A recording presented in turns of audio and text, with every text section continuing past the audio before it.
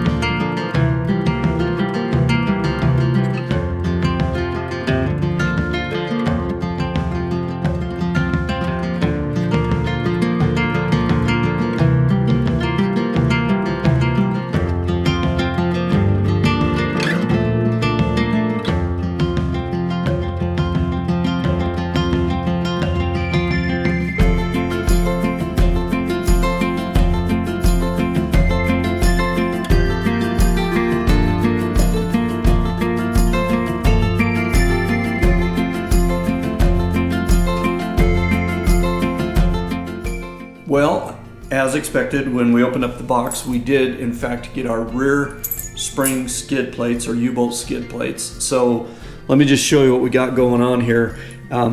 This is the bolt that you screw into here. So that's your shock mount. And on the front end, on the passenger side, these holes are different distances apart because the one U-bolt goes kind of over a wider part of the pumpkin there, and the other bolt just goes over the axle shaft. So they're slightly different holes spacing. And on the front end, you've got two places for bolts because the original shock hanger goes here, and then up at the front, the original sway bar hooked to that thing, to that same plate up here. But being the back, all you need is just the one bolt for your shock, and that's it. So again, those are those cool little things that I'm a big fan of. Let your U-bolts skid across the rocks without getting hung on them. Now, it's not to say I've ever hung up a U-bolt on a rock. I remember this Jeep right here. I think one time I clipped a rock with the drive shaft and wound up tearing rear drive shaft in half on Gold Bar Rim Trail down in Moab, I believe, and had to come out of the rest of that trail from the point where I broke that thing on just the front axle, but managed to do it without having to get towed. I think I might have had to get towed over one little obstacle that I couldn't quite get up, but the rest of it I made it out on just front wheel drive. So a little bit of story there. I got a lot of stories, and I could probably mix a few in, but I don't want to bore you. But anyway, so we did get what we expected there, so I will get those ready to go on, and we'll get that back end bolted up. Now, having the back end finished up means we're also going to be able to get our brakes done up back there. And then other than just working on that front axle, the knuckles and the axle shafts, U-joints and the brakes and stuff, the suspension will be suspended and we'll be done with the suspension. So, I think people do sometimes wonder why we rebuild Jeeps. I mean, I've been watching other guys on YouTube that are doing the exact same thing that I'm doing. And, I think part of it, the allure of these things is they're so simple to understand. I mean, you can just look at every individual system, brakes, suspension, fuel delivery, electrical system, and it's just pure and simple and kind of no fluff. And I think that's what we love about these things is they're solid and they're sturdy and they're simple, and we can work on them, and we can keep bringing them back to life over and over and over again over the years. I mean, again, we did the math on this one, and it's 44 years old, and it's probably been through a partial overhaul. I think the kid I bought it from had gone through the drivetrain components, but really, 44 years on, it's getting brought back to kind of good as new life again. So that's not something I'd be comfortable doing with the Tacoma out there. I'd never be brave enough to rip that thing down to its frame and start putting it back together because there's just too many complex systems and sensors everywhere. And, so that's part of the allure of doing this, I think, is makes us feel independent. And like when there is a zombie apocalypse, those of us who can rebuild our Jeeps will probably be the ones who will be able to get away, and the rest of you will be eaten by zombies. So there's that. Well, I ordered a little box of Brac Hangers like this. This is a 1/2 inch one. I think I ordered some 1/4 inch ones. What I'll be using these for is to replace the kind of original hangers for hooking all the solid brake lines and fuel main line and return line to the frame. I ordered a box of these from Eastwood.com. They're in Utah somewhere. They were, according to FedEx, they were delivered to me on Monday. And then on Tuesday, they said they were going to be delivered by the end of the day on Tuesday. Fast forward to today, this morning, I started really calling FedEx going, hey, can you just tell me where this is at? They couldn't. So given their FedEx tracking number, I finally got a guy who said, oh, it's at this FedEx facility over in West Valley City. So I said, so if I go over there, I'll be able to get the box there, right? Yep, just take some identification. So I drive across town, go in that FedEx facility. That poor gal at the counter didn't have a clue what I was talking about. She couldn't find that tracking number anywhere. So she gave me the local FedEx number to call. I was calling just the main 800 customer number. And I got a guy named Gary. Now, Gary's the most helpful FedEx guy I've talked to in a while. He was looking in the system and he's like, well, it's at our North Salt Lake facility, or it's been there since Monday. I think it's there now, but now it's going to come back to this facility where I'm at. And then he said, I don't know what's going to happen, but it shouldn't be sent back to the vendor. So I was like, this is coming to my office address, and we're there Monday through Friday, and we get FedEx deliveries all the time. So I don't know what's going on, but apparently my box of brackets is just on a joyride around the Salt Lake Valley here from one FedEx vehicle to another and one FedEx building to another. And the guy, that Gary guy, he's like, it's been scanned a lot of times, so I'm not sure exactly what's going on, but they scan the little barcode every time they touch it. So still have not got the brake lines tied off and put in place the way I want them. I'm just waiting on those brackets, and I'm just not going to go buy new ones locally because I got, just paid good money for a whole box of them to be coming. So there's that little saga going on. It is just Wednesday, and I haven't really followed up with anybody at Tire Rack, although Tire Rack did finally charge my credit card for the tires and rims. And I think when I looked at the update on there, it said that the rims are the part that they don't have right now. And they were supposed to have them, I think they said by the 10th is when theoretically that the tires and rims ought to ship. So I think that's like Monday or Saturday or something. So anyway, I think we're getting close on that, and I'll just have to reach out to Jay at Willie's Overland and just say, hey man, I hate to be a nuisance, but have you got my tub coming yet? Because I'm getting close to needing that thing if I'm going to keep this rolling along. I don't want to have that little old lady start walking by going, are you going to get that Jeep on the trail this year?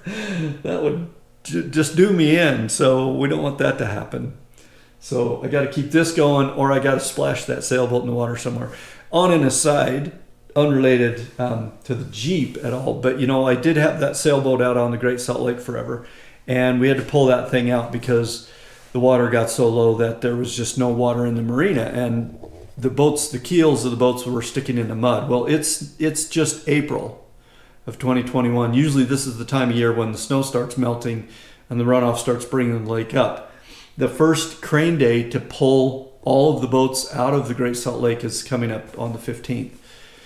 They're just giving up on it this year, and they're saying the marina is unusable and everybody's got to pull their boats out. So they're going to do a crane day on the 15th and get the bigger boats out, and then the shorter ones, like mine, only drew about 4 feet of water at best, just a little under 4 feet. So had I still been out there in the Great Salt Lake, I might have been able to sail a little bit right now, but it doesn't sound like they can even get out of the mouth of the marina. So the drought situation around here is just crazy, not getting any better, and there just isn't enough snow up in the mountains this year to have any runoff to bring the lake up. So the Great Salt Lake marina is going to be effectively out of business, I think, pretty soon here. There just won't be any boats sitting in the water till we get probably 2 good wet water years. We're going to have 2 or 3 years to build things back up. So that's a sad state of affairs, and it's all related to us not wanting to change our habits and talk about climate change and stuff like that. So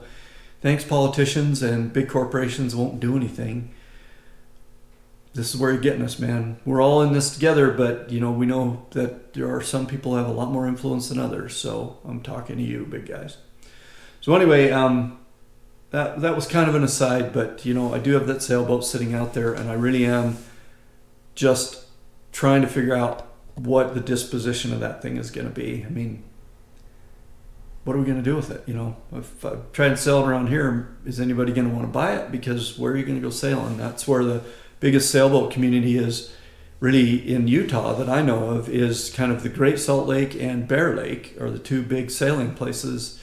And if one of those is out of commission, probably going to be a little tough to sell a sailboat around here. And if I took it out to San Francisco, that boat in San Francisco would sell for $800. They're just not worth anything out there. There's a lot of them, and so they don't really value them. I think I'd get a little more money out of it around here.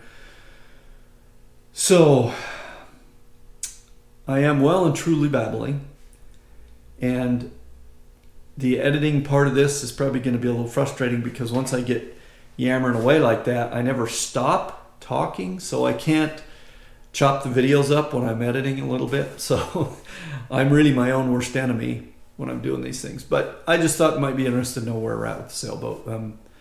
I know this I got a lot of stuff on YouTube here that's Jeeps and sailboats and road trips in Alaska and buying a boat and all that kind of stuff. It kind of seems like once in a while I think I might be too all over the place, but I do have a plan that I'm working on that is all this stuff is taking me in the same direction. So stay tuned for that when I tell you the plan. Well, our tire guy's here finally, so let's go get some tires.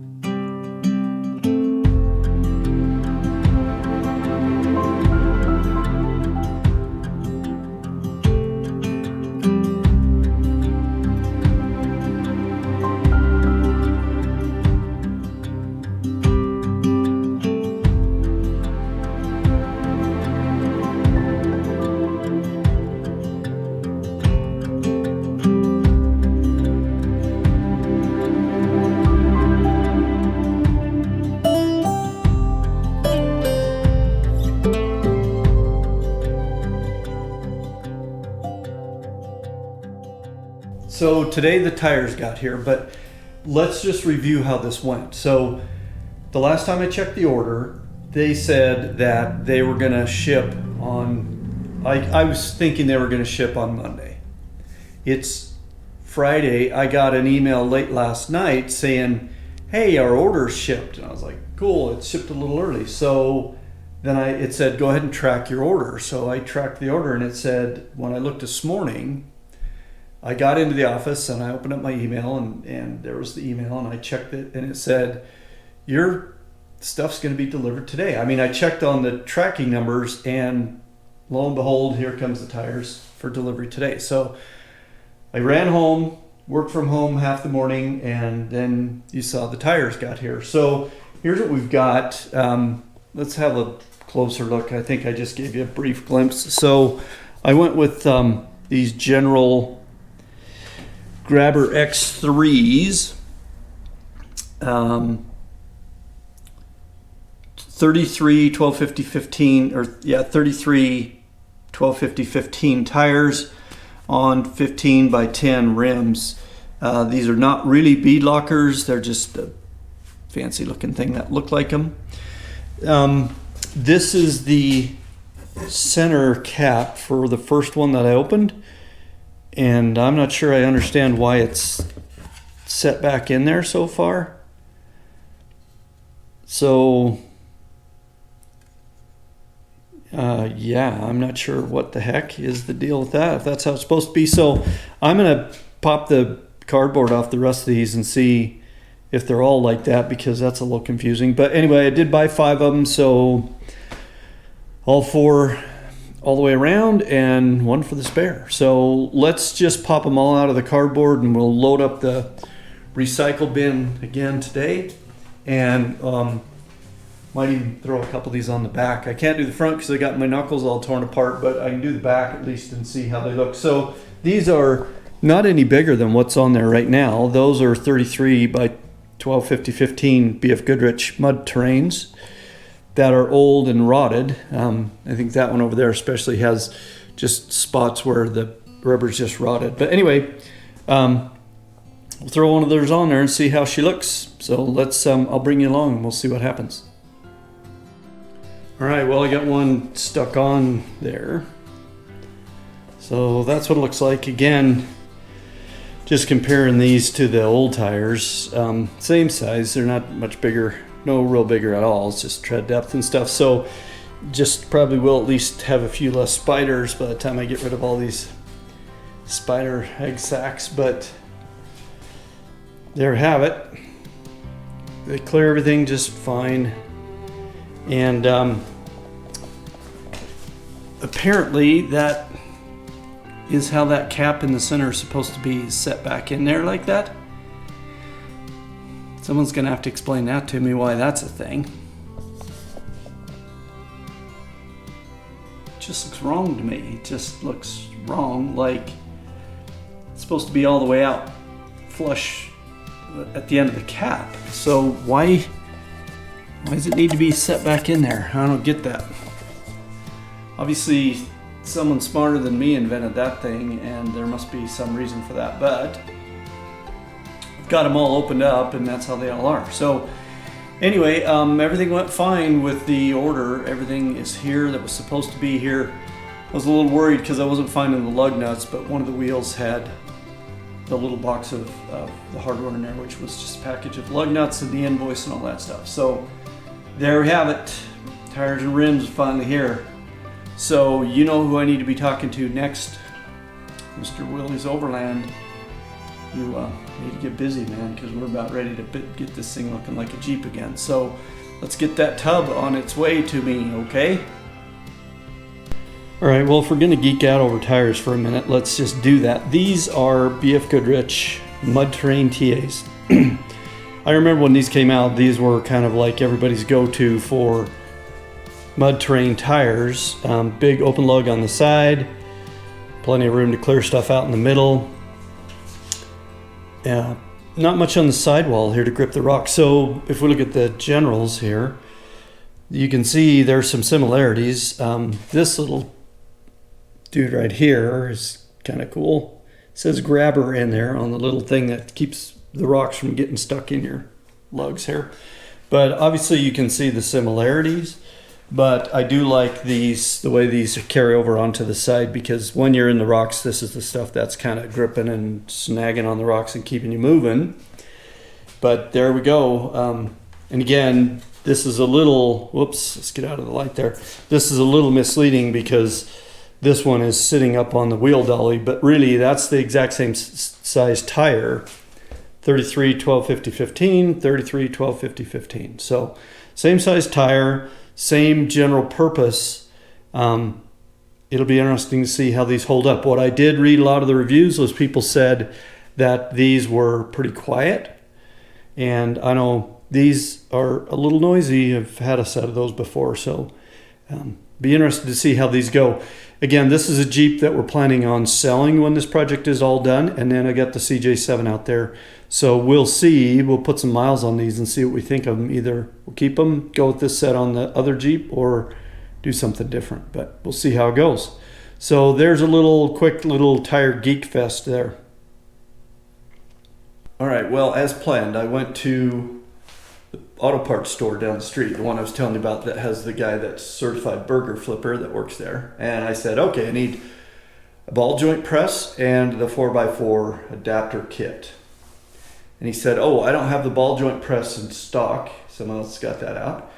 But I have the adapter kit. And I was like, all right, well, I'll take that from here. And then he said, and then you can go to the one on 80th and State Street and get the adapter. So then so he went and looked around for his 4x4 adapter part and came back and said, well, I can't find that. I don't have that. So you can go to this one. I looked in the other store. This one has the kit. That one has the adapter.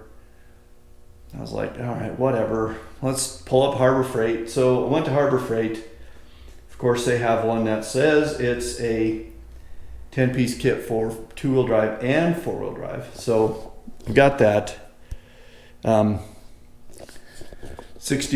for that thing. And when I'm all done with these Jeeps, obviously I'll be able to use it on the CJ-7 when I do that one. But when I'm all done with these, I'm going to have a Harbor Freight tool sale, and that $60 kit I can probably sell that for 10 and get 10 of my money back. So anyway, let's see if we get these ball joints out of this thing. All right, well, so far I got the top nut removed, so that's not too big of a deal, and this bottom one is smaller. I think it's going to be about 1 1/8 inches or so. Yeah, I think my 1 1/8 inches is fitting on it, but I need to get in there and clean some of that grease out first so we can get on there. So I'll do that and then I'll come back. All right, both the nuts are off of there, so let me show you what we wound up with. The top one is 1 5/16 inches, I believe. This one is 1 1/8 inches. The bottom does not have a cotter pin through it. The top does. So let's break out that press, see if we can press those out of there now. All right, well, I found one more tool that you need to do these ball joints. So again, I've got the top and the bottom nuts off. I don't know if you can see down inside of there, but down inside of there is this little dude. So it's split. It's split down the side here. Let's set it down. So it's split, and it's got these 4 indents on it, and it's screwed down in to the top of that knuckle. I don't have anything to get that out of there, so I'm going to throw this into my pocket, and I'm going to run down and ask our burger flipper at the parts store if he has any kind of a socket or a tool or anything that goes in there, and see if we can get one of those. Carry on here. While I'm gone, I'm going to fill that hole with PB Blaster because there's a little bit of rust down in there. So I'm going to fill it up with that, see if we can let that soak in and make it easier for that to come out of there. So I'll let you know what I find. Well, I've been to every parts store in town. I went to the Jeep dealership, and I have not found a socket to fit that dude anywhere. So it's off to the internet for me. Go do a little search and see if I can find this thing online. So I will let you know how we do. But I'm kind of at a standstill here without that, being able to get that out of there. So I will check in when I've got positive results for you. If I was selling parts on the internet to people who were rebuilding Jeeps, I'd come up with a fancy little, hey, recommended tools to go with what you just bought kind of function in there. And when somebody bought an entire ball joint kit, part number 11802, 4-piece ball joint kit, I might suggest a couple of tools to go with that. For instance, a spindle nut. Can't find one of these in Salt Lake. This is only about an $8 part. It's just steel and a half-inch socket hole cut into it. But you really got to have that to get your spindle nuts. You can get them off, but I don't think you can ever get it properly tightened, and get it backed off on that's what tightening up against your wheel bearings. So it's pretty critical that you get them put back on properly. So when you're buying this stuff, you're going to have to take that wheel bearing off to get to the ball joints. You're going to need one of these. So this part number, if you're getting ready to do this yourself, I'm going to save you the hassle of getting your parts and not having the tools. You're going to need a Crown Automotive part number A692N to do the spindle nuts.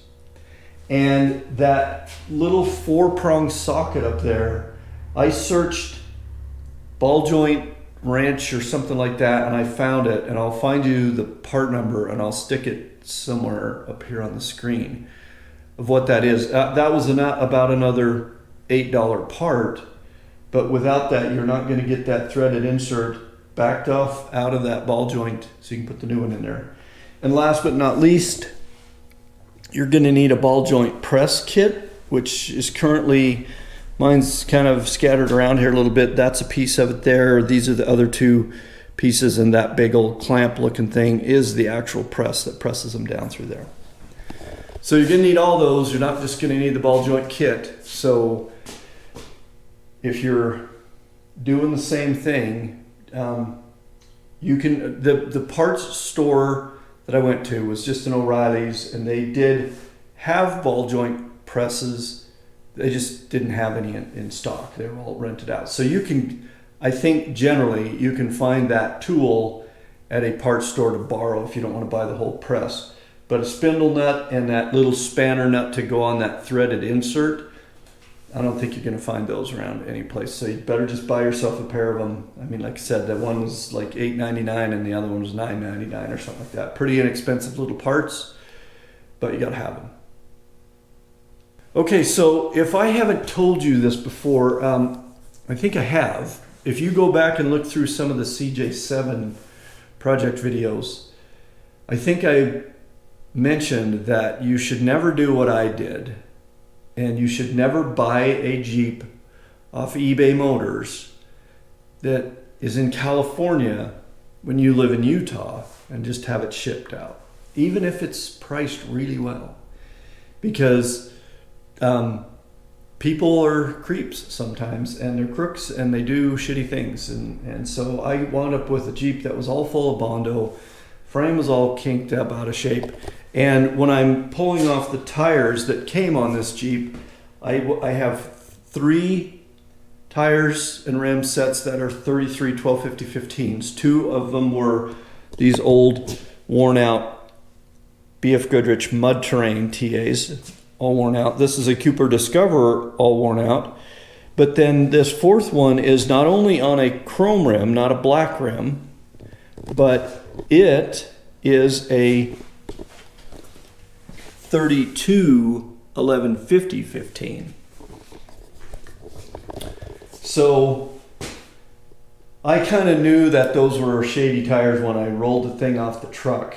But I had, again, I was planning on taking the tires that were on the CJ-5, this Jeep, and putting on there, which I do have on there now. And those were a good set of those old Thornbirds that are 33 1250 15s. So I'm not too concerned about it, but just a crappy thing to do. You don't sell somebody a Jeep with mismatched tires and rims and not tell them that you're doing that when you're selling the thing. So again, if the guy that sold me that CJ-7 that's out there, if you ever watch this, man, I'm wishing some bad things to happen to you. Karma should be showing up at your doorstep and kicking you in the seat of the pants. Okay, well, so where does this leave us?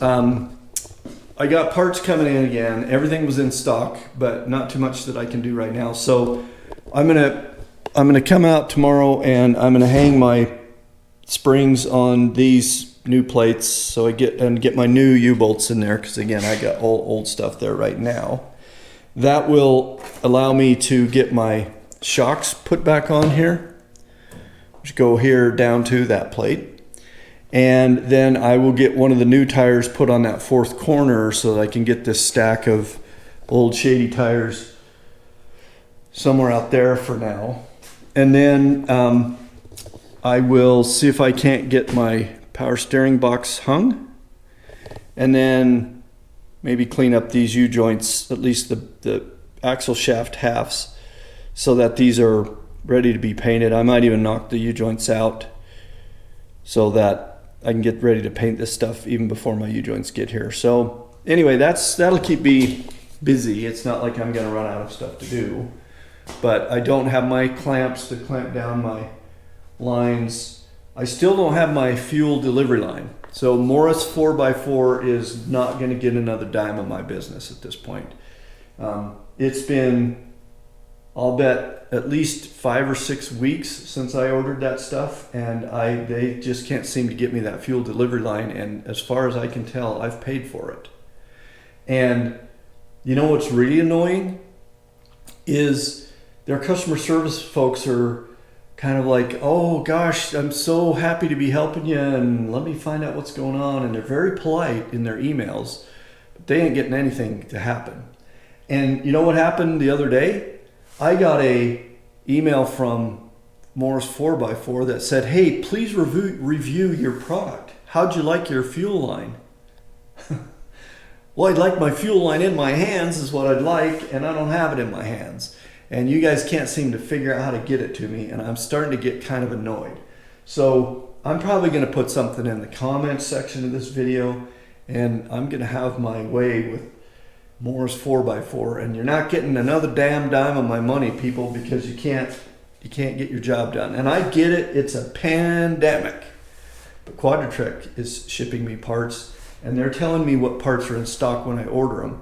And so, you know, I just got no patience for this anymore, and I'm getting really annoyed, and I still have no fuel line. So sooner or later, I'm going to be getting a tub shipped out here, and I want all that stuff buttoned up before it gets here. So I'm going to start raising a ruckus a little bit on that, and I'll keep you posted on how that goes, but someone's going to get a talking to pretty soon.